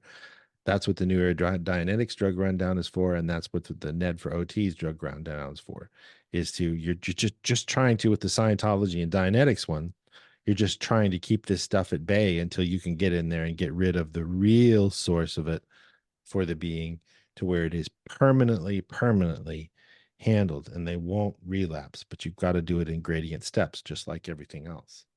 And so if someone joins your system here, do you sometimes have them do the purification? More often than not. The sauna program. More often than not. Yeah, you got to get that stuff out of the body, because if it's in the body, it's going to be restimulating the being. And that's why he has it at the bottom of the bridge. It is a case-by-case basis. Not everybody needs a purif. Your personality test will tell that tale. And your drug history will tell that tale on a meter. If you've got reading drugs, even though your personality test says, hey, he doesn't need a purif, we see reading drugs. Okay, we're going to have to do objectives to get you in present time, so you're not stuck in that mental mass. Then we're going to do a Scientology drug rundown to at least release those effects of those drugs on you long enough so that we can get the job done, until we can get you to the New Era Dianetics drug rundown and erase those engrams with those drugs on 4 flows, to where the guy, it doesn't have any more influence with him at that reality level, until we can get him on new OT4s where we dispatch it permanently and forever. Wow. And so if someone was going to do the purification program, would you send them to a Scientology center, or tell them to go to buy a sauna themselves, or what would you say? We do it remotely. You can do a you don't have to have a twin. It's great if you do have a twin so that you've got somebody there to keep an eye on you, but it can be done remotely where you can buy an infrared sauna on Facebook Marketplace for next to nothing. They're everywhere in the States. Right. Here it's a little bit different, but or you go to a gym that has a sauna and you go in there 3 to 4 hours a day. We give you your quote unquote, the vitamins that you need to take and your niacin and everything every day. You write up your report at the end of the day, what happened. Then we know how to proceed with the next day, keep doing the same thing or increase the doses of the niacin and the vitamins up until the point that you have the release of the purification rundown. And it's all done remotely from here in South Africa to wherever you are doing it in your sauna. Wow. So you're actually tracking with them on a daily basis and everything too. Yeah. Every day they have to send in their report, just like you would on a purif if we were in the same room with you. We want to see, what turned on, what turned off. Did anything turn on? If it did turn on, okay, we're going to keep the same dosage of niacin and vitamins until it doesn't. Then we'll raise that amount of niacin and vitamins until we get another result, till we keep pushing every little bit out of the body and sweat it out and put the new vitamins in place. Okay, now you've got the body not re-stimulating the thetan, and now we can get on with doing objectives, processing to get them in present time, get flat on control, and they can control their environment and be controlled by somebody else, because they have to be able to accept control from the auditor, at least in the beginning, until they're self-determined and they're like, yeah, I do want to go into auditing. And then we start approaching the reactive mind on a gradient set of releases like we talked about earlier in the podcast, then get them on newer Dynetics, boom, make them a clear up onto the OT levels they go. Wow. So does it matter if a person does, say, acid or mushrooms or whatever, and they only do it once, or they've done it 50, 100 times, does that matter since it's in their body, or the amount matters if they have to do it or not? Well, it's not necessarily whether it's in their body, it's whether they've got some engrams associated with that particular thing, which could be once, could be 50 times, could be, I wouldn't say that, after a couple of times, yeah, we're going to probably have to address that. And in some cases, you can address a person's drug case, not with a Scientology drug rundown. If they're up for it and they're at a level that they can do it and run it properly, you can do the newer Dynetics drug rundown at the bottom of the bridge. It used to be done that way, but a lot of people can't confront that particular area very well. So that's why the Scientology drug rundown was developed, because it's a shallower gradient to handling drugs and a good solution until you can get to the neurodynetics drug rundown. But somebody's done mushrooms 5 times, I'm going to have to say they probably need a drug rundown and a purif more often than not, because it's going to prevent their progress. Yeah. That's my take on it. But it's, like I said, case by case scenario. I'd have to have all the information, personality test, the white form original assessment sheet interview, looking to see what drugs are reading, and if drugs are reading, all right, there's charge there, we need to handle it first. Yeah. Well, good to know. And I'm sure anyone who does it is going to feel amazing afterwards anyways. Yeah, I mean, you'll be released from that, and you're going to see tremendous amount of differences in the case, both perceptively with the body and perceptively without the body. I've seen testimonial videos of people on YouTube. They just share how they feel after going through it, and they're just like, I can see clearer and I can smell clearer and they can think better and everything. Yeah, I haven't done it yet, but I definitely want to go through that and experience that. Yeah, well, it's different for everybody on the purif. I mean, the experiences vary quite widely. They have sunburns turn on, or you'll see the grid of an X-ray machine on their chest if they got X-rays, and that'll come out. Oh, wow. I've had people who were shot by buckshot from a shotgun, and they didn't even know that they had it under their skin still, and the buckshot would be pressed out by the niacin, What? sweating and fall on the floor. I was in the room when it Oh my happened. I God. was in the sauna and I heard this, and it was like, what's that? And there's buckshot on the floor of the sauna, the sweaty floor sauna. Yeah. Yeah. Oh Fishing, my God. fishing hooks, parts of fishing hooks. I mean, it literally pushes this stuff out because it doesn't want it there anymore. And it has something to replace it and has the energy to do so. That's the power of the purification rundown. It's a very Oh simple my technique. God. Yeah. And whatever else is coming out of it that you have no idea, that you could probably analyze in a microscope or something with bacteria and plastics and whatever else, probably. Absolutely. Now more than ever, there's more pollutants in the environment. Your dyes, your FD&C red #7 and all this stuff. We've had people who we thought they were bleeding, got it tested, and they said no, it's a food colorant. Oh my God. Yeah, that was pushed out of the system and placed into the bladder to be excreted. So that's like the story of people having like blue stuff come out of them or green stuff. Yeah. Yeah. I've had people that have gone to the bathroom and it smelled like pot Yeah. because it was being dumped into the colon to be pushed out because it came internally and went through the body's normal channels, and it smelled like they were smoking a doob in the bathroom. Oh my God. Wow. Yeah, I've heard Yeah. the stories of people having their bra straps or their you could see where they had a watch and they haven't worn a watch in 20 years. That's right. You see that all the time from Wow. sunburns and everything. So it definitely, the tech definitely works on the purification rundown, and the objectives should not be skipped because they really get the case in a much better place with a crunch as to being in present time, being able to control their universe. It's just, and this stuff came out in 53, 54. I do not recommend the survival rundown that the church delivers. It's squirrely as all get out.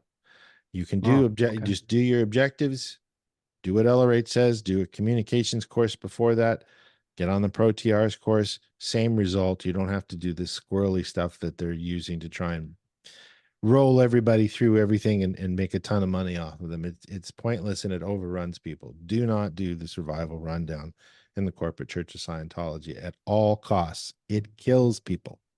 We've said this before and it bears repeating. Wow. It overruns people. Okay, so overrunning. I had a question about overrunning. So say someone's going through a situation, an engram, it has a release, and then for whatever reason it's being overran.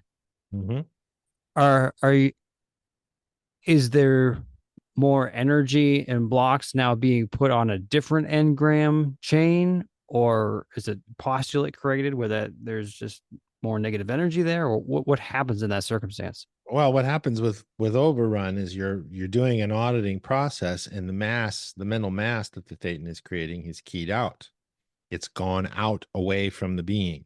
But when you overrun it, you keep doing a process more and more. You've bypassed the point of release.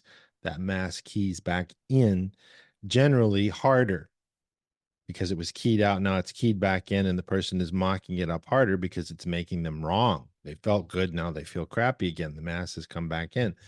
And this is what you see on the survival rundown as people get keyed out, keyed in, keyed out, keyed in, keyed out, keyed in. And it keys in so much with the objectives because the gains from the objectives are so strong that it pulls in so much mass on the person that they drop dead. I'm not joking. You can overrun a person that much by turning the Thetan inside out on itself. That's what's happening with that. It can be deadly. You do not want to overrun a process.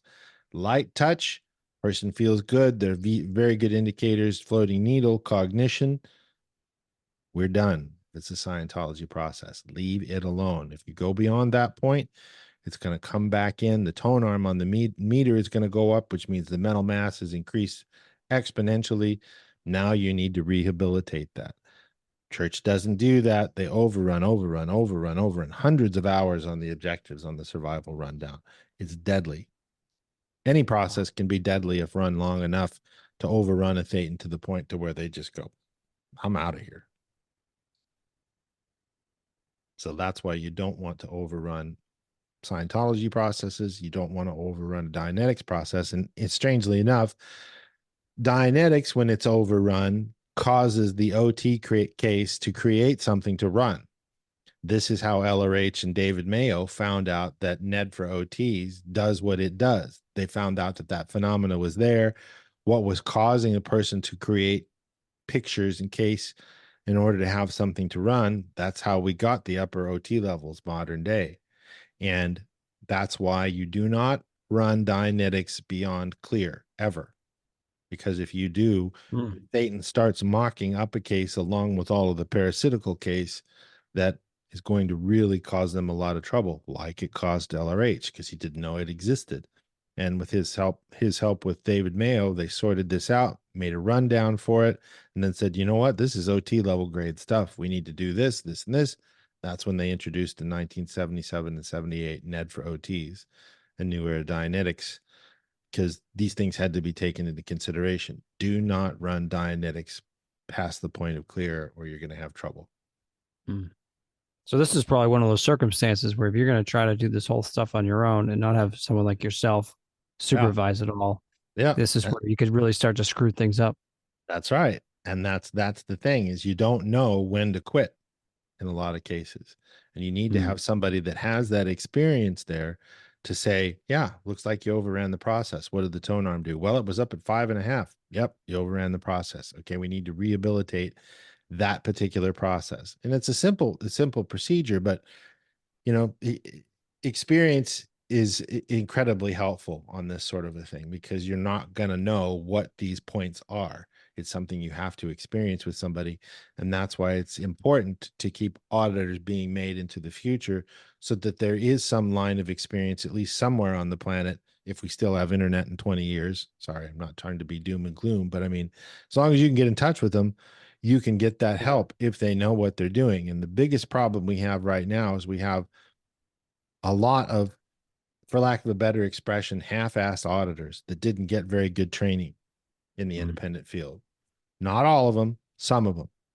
We need a lot of very well armed to the teeth auditors who can keep this going for another 50 or 100 years, and making more auditors, so that there's somebody here to help people become auditors, get auditing, and keep it moving on, and not see the, you know, disappearance of Scientology and Dianetics, the subject itself.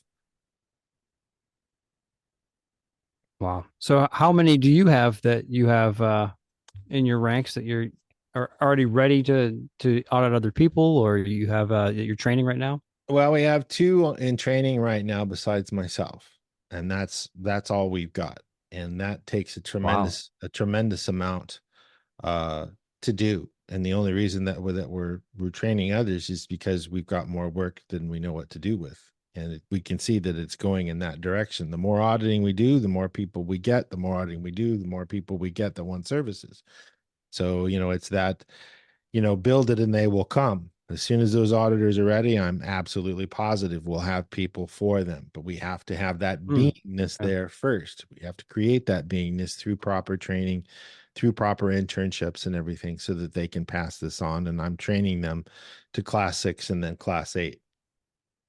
Right. We want to. So basically, a class 8 auditor can get someone to clear. Well, a class 5 auditor can get somebody to clear, but a class 8 auditor can get somebody through their OT levels, you know, and that's all there is to it. That's what it's for. Okay. Class 5 can make it clear. Class 6 is learning all about the St. Hill Special Briefing Course, and the class 8 is the dean, a dean of the tech, standard tech, and so that they do things standardly. We've got to have standard tech. We've got to knock off this stuff of everybody getting into, well, what if we did this, and why don't we try this, and let's add numerology to it. I know Scientologists who were trained by LRH that have added such things as numerology to the things that they're delivering in Idaho. And I've had enough of it. Knock that shit off. It works the way that it works. It doesn't need to be fixed. Anything else is an aberration. Come see us. We'll get you cleaned up. And I mean it. And I don't mean that in a mean way. I mean that in a positive way, because this, we got to keep this thing moving, because it isn't happening in the church the way LRH intended. And if we don't do something about it, it isn't going to be around 50 years from now. Right. Yeah, I've already seen a lot of legends in the field that drop their bodies, and not many. It doesn't seem like there's that many auditors compared to what there really should be, or what Elron intended. Right. Yep. I mean, in the independent field, we've lost 7 people in the last 2 years. Some of them due to comorbidities and COVID even. And wow. yeah, I mean, a lot of them were class 8 or above, and there's several others that are really getting up there in years and still plugging away at it. But it's very clear to me that if we don't do something about it now, there aren't going to be very many independent Scientology auditors left within the next 2-3 years at most. So we're doing something about it. Well, we're lucky to have a young guy like yourself continuing on with this here. Trying. I wish some of my peers when I was in training at Flag would come join me, but that's just not the case. It's more of a Gen X and Gen Y, and they have more interest in it, and that's great. So we'll take what we can get, and get people auditing and everything like that. But beyond that, people need to take an interest in auditing, even if they don't want to do something with us as a staff member. They need to learn how to audit, help their friends and family at a minimum, because half of the gains are training and half of the gains are processing. Yeah.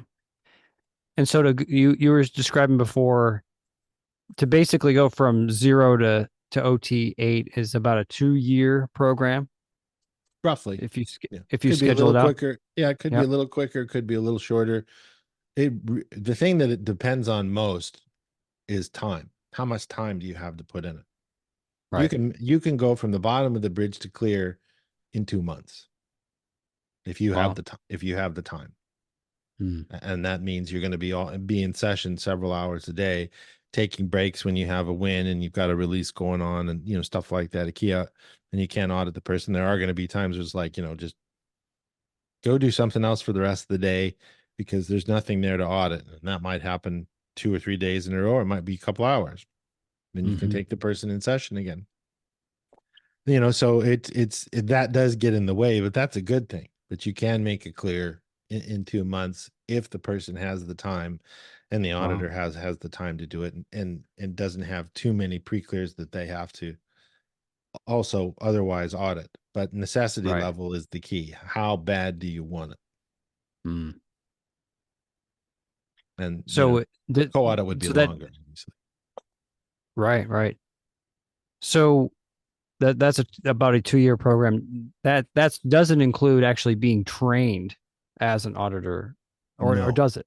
Well, it does as a solo auditor. You're not being trained as an auditor to audit other people in that 2-year window. But Solo 1 and Solo 2 course after clear are where you learn how to be a solo auditor, and then you take that data and you do OT1. Takes you a couple hours to do OT1 at most, or a day.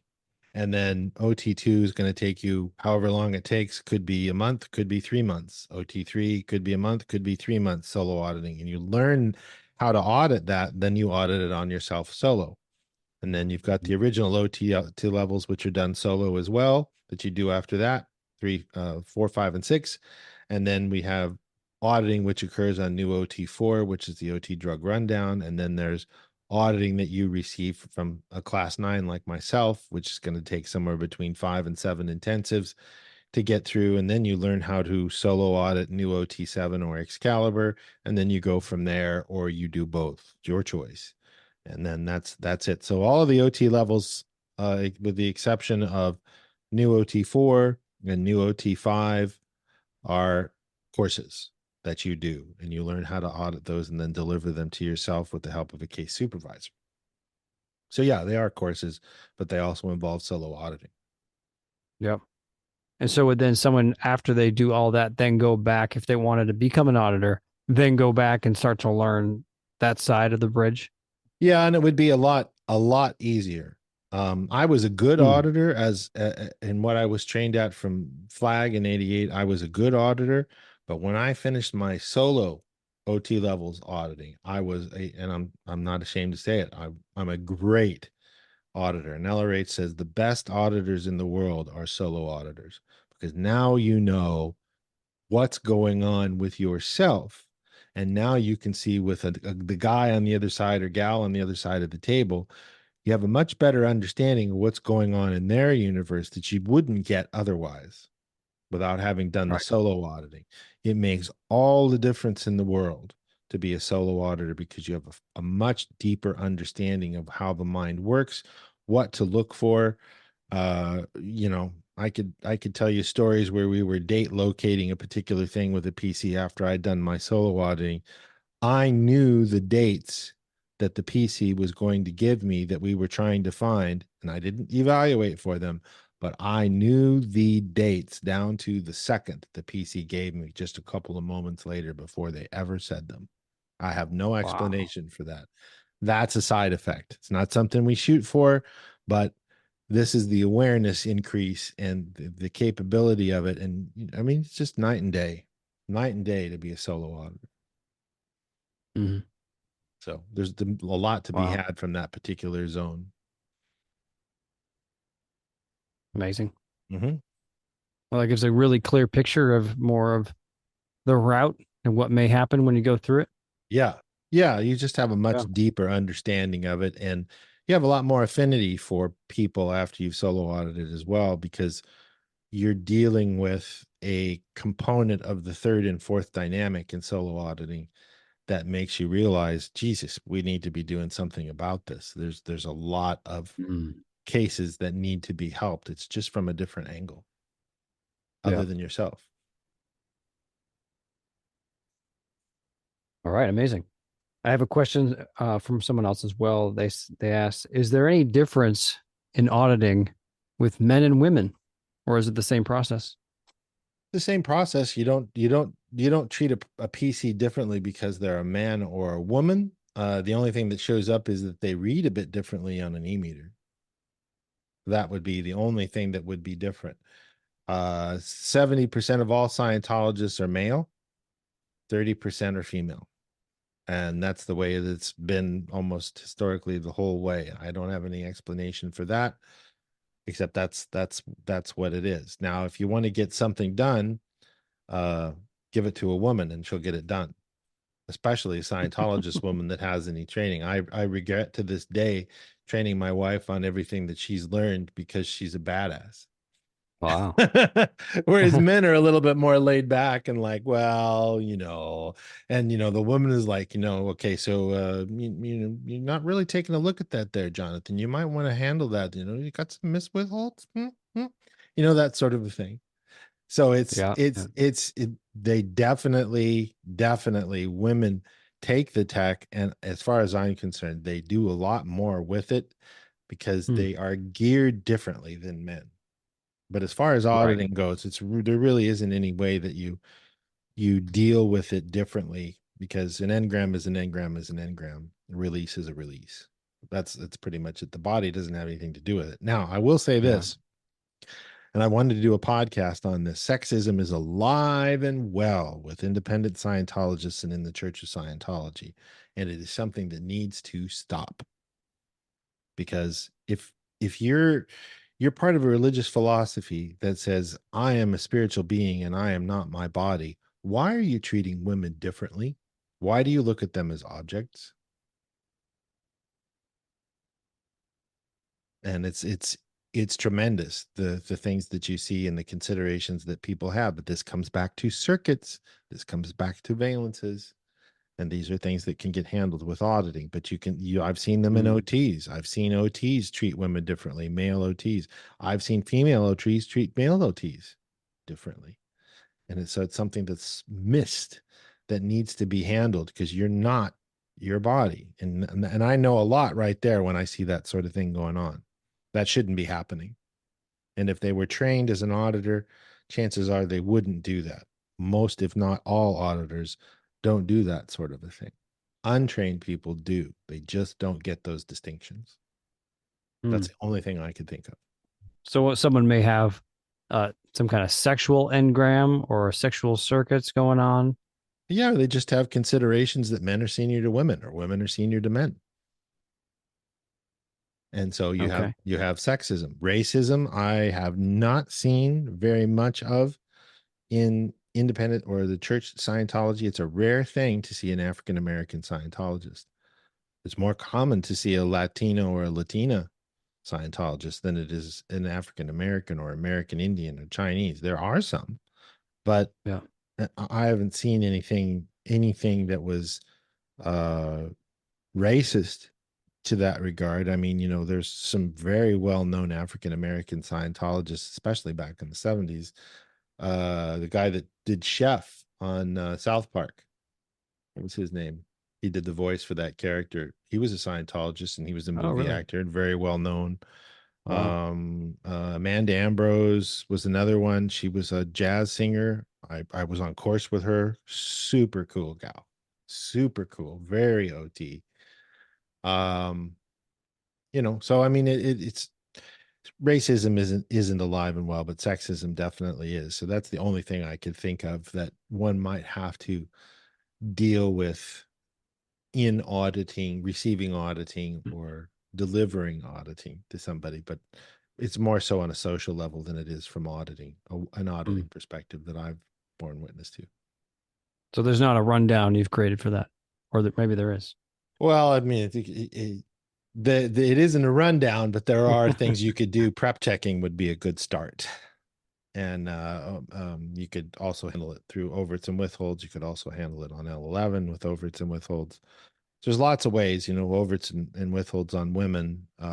You can do dynamic assessments and handle it that way. So there are ways to handle it, but to me, it seems like as prevalent as it is, it's something that gets overlooked because of what LRH calls, hold on, I'm trying to think of the term, mutual outrudiments, where you're in agreement that being sexist is okay because men are more capable and able than women. So you and the PC both think that, so you let the PC get away with these concepts and you don't handle them as an auditor. That's what is handling. That's the mishandling that's going on there, is they're not doing that because it's mutual outrudiments. LRH has a reference on it.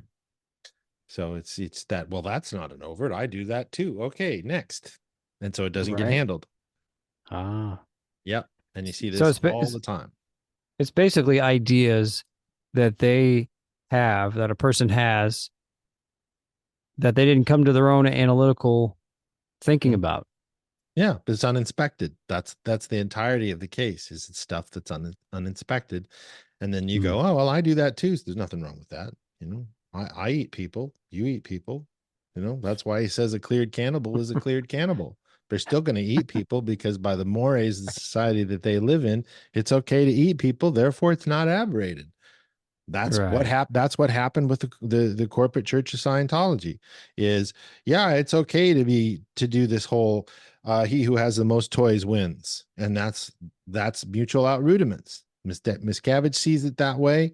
Well, how much money do they have? How much money can they give us? What kind of car do they drive? Oh, let's get some more money out of them. They got a Rolls Royce. They got 3 Rolls Royces.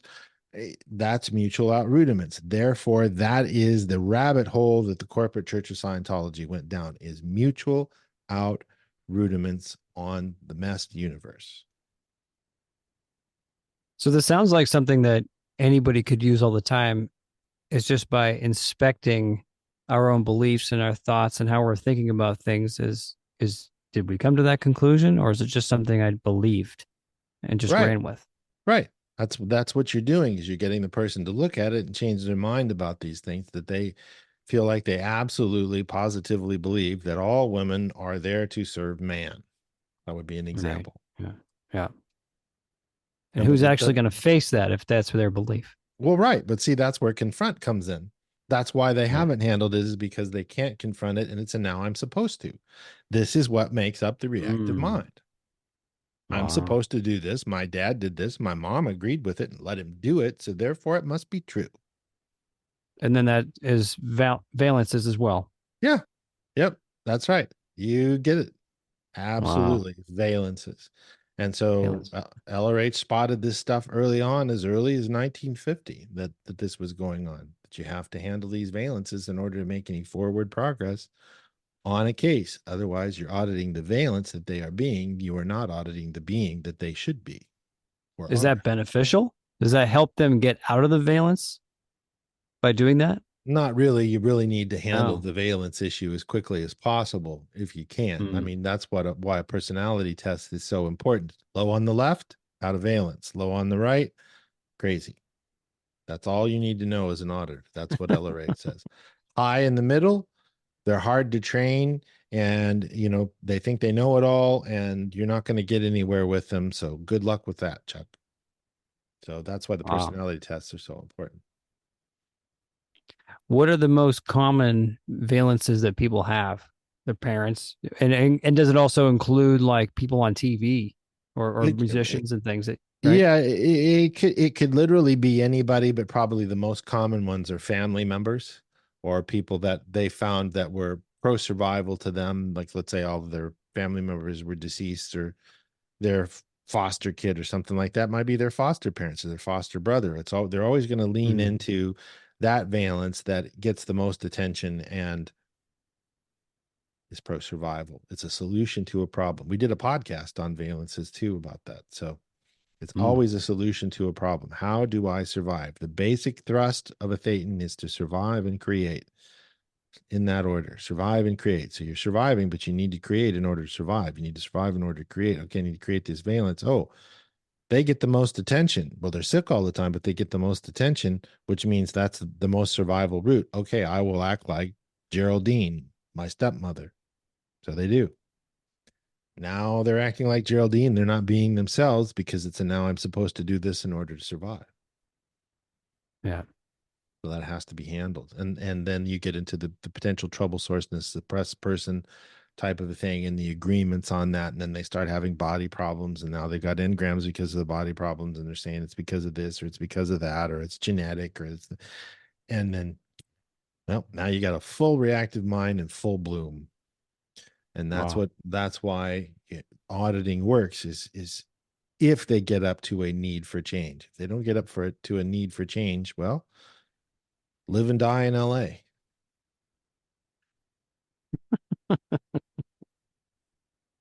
The phrase speaks for itself. Anybody that lives in LA knows what I'm talking about. Yeah. So yeah, that's how it works, is you got to get the person to be themselves in order to get any forward gain with them. Drugs out of the way, valences out of the way, get them in present time, handle their ability to communicate, not think that help is betrayal, handle their problems so their attention isn't on it, get their overts and withholds. That's where the big changes come in, because they're not withholding. They can inspect properly, handle their changes and their upsets, get them through service facsimiles, engrams they're using to make themselves right and others wrong, among other things, get them on neurodynetics, handle those engrams and rip them out by the roots, erase them, get the postulates, and then they go, well, this is new. Now you can make them an OT. Yeah. So we're at it's a tremendous amount, but it can be done in a very, very short time. It doesn't take trillinia to handle a trillionia's worth of aberration. It takes a few months, thank God. And that's what LRH says. So, yeah. So we're at 2 hours and 9 minutes here. Do you have any last big questions, or is there anything that we didn't cover? I think that's a great place to end off. You just gave an amazing summary of the process just right there. Thank you. And this was an amazing conversation again. So much information. I feel very enlightened. I had so many cognitions. I hope everyone else that was listening feels the same way, if not more. Me too. And I just want to say thank you for you to making this podcast and putting this information out there and putting this whole system together that anyone can join from anywhere in the world online, which is really amazing. Well, we're doing the best that we can do, and I appreciate you being on here and putting these questions together and talking to other people and what questions they might have on it. And I'm more than happy to have you on other podcasts if you're willing, anytime. Absolutely. I'm sure I'll have way more questions as I obsess about studying all this information. Yeah. There's lots of things to ask questions about. Right.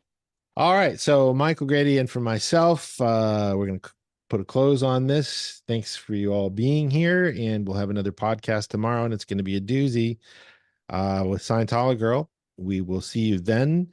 Namaste, and we love you. Bye-bye. Bye-bye.